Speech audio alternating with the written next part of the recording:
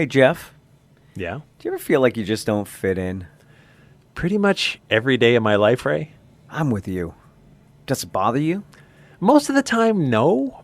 I embrace the weird, but sometimes it would be nice to feel like I'm part of a group, you know? But what are you getting at? Well, there was a time when not fitting in could be a lot rougher than it is right now. There was a time right here in Hillsborough, New Hampshire, that outcasts earned a dangerous label. What label is that? A witch.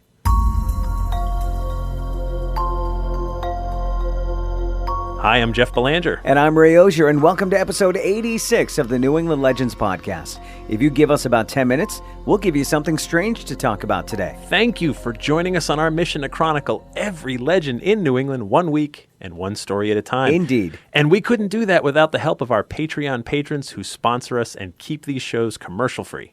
If you go to patreon.com/New England Legends, for as little as $3 per month, you get early access to new episodes, plus bonus episodes that no one else gets to hear. And thank you to all of our patrons. And thanks to those of you who send us texts and leave us voicemails on the Legend line. That's 617-444-9683. We certainly appreciate it. We do.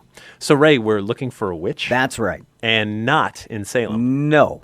New England has alleged witches in every state. Okay. Way back in episode 34, we talked about Goody Cole, the witch of Hampton, New Hampshire. So you're saying Hillsborough also had a witch? That's right. Hillsborough is, of course, the town that's the birthplace of the 14th United States President, Franklin Pierce. His childhood home is now a museum right here in town. So Hillsborough gave us famous people like a U.S. president, but they also gave us someone infamous, a witch they called Aunt Jinny.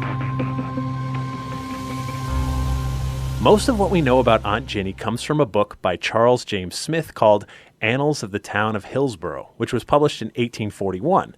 Smith doesn't give us a date on this story, but we do know the town was first settled in 1741, so we at least have a window. All right, so sometime between 1741 and 1841. Right. A century is kind of a big window, Jeff. It is, but the book mentions that this would have been in the earliest days of the town, so I think it's safe to place this in the mid-1700s. Okay, got it. There's this Irish immigrant named Mrs. Gilchrist who lives by herself in a small house in the southwest part of Hillsborough.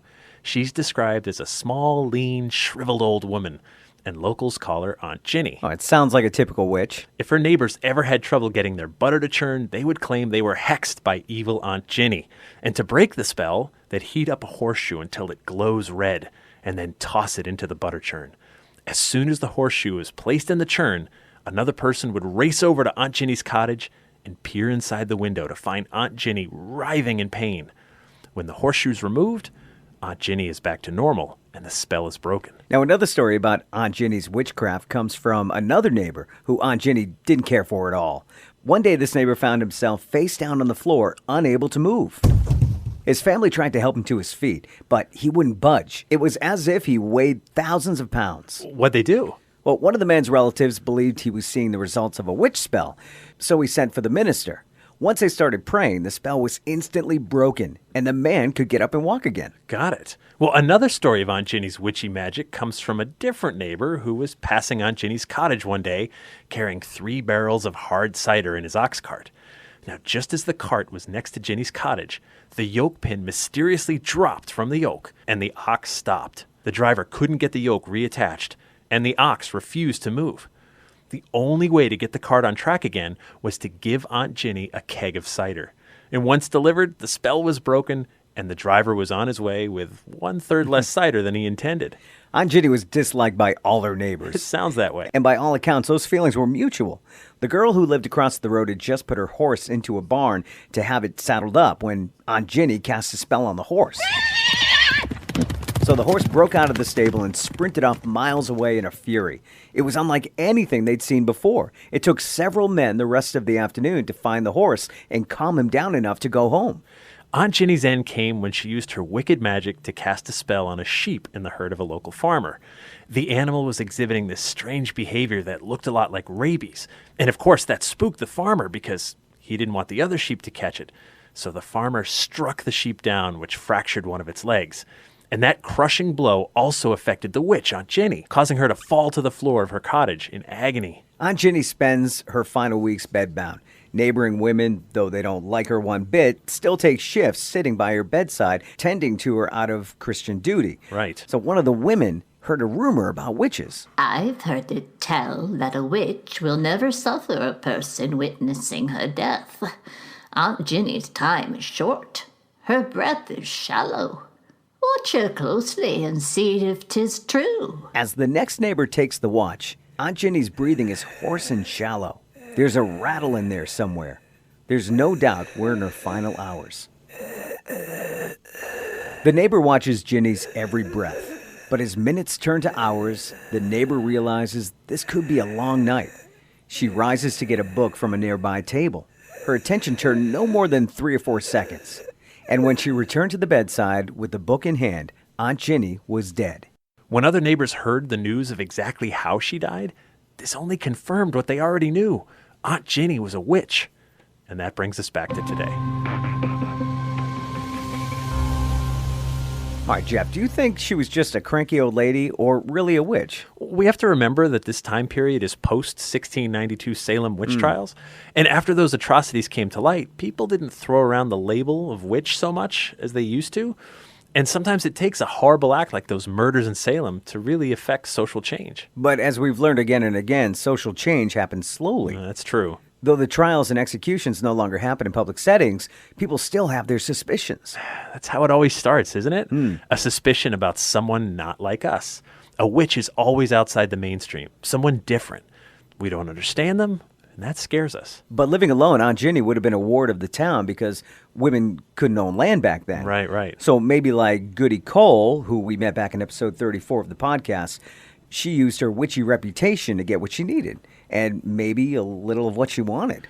A whole barrel of hard cider seems a little bit excessive, though, doesn't it? Maybe a little. Speaking of drinking, did you know the Hillsborough area lays claim to not 1, but 2 witches? Aunt Jinny isn't the only one? Nope. First, there was Mrs. Robinson. Who was Mrs. Robinson? Well, Mrs. Robinson and her husband kept a tavern at the top of a high hill in the neighboring town of Daring, New Hampshire. Folks from Hillsborough travel along the road in their horse-drawn carriages full of cargo. As the horses get near the top of the hill next to the tavern, Mrs. Robinson bewitches the animals, causing them to stop. Oh, nice. Yeah, these wagons go no further. The frustrated drivers figure the horse must be too tired from climbing the hill and refuse to go any further without rest. So, driver shrugs, then heads into the tavern where Mrs. Robinson sells him a drink or two. After spending a little money, driver is on his way, the spell is lifted, and the horses are free again. Ray, I'm really freaked out right now because I've passed a tavern or two in my day, and my car seems to just mysteriously not want to go any further until I stop for a beer. I think we've all fallen under that spell at some point, Jeff. Okay, that's true. So witches become the scapegoat for so many different things. If something goes wrong in your house, blame the old hag who lives out on the edge of town.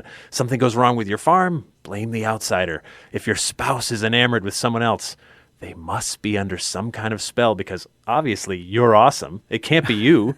It's a witch.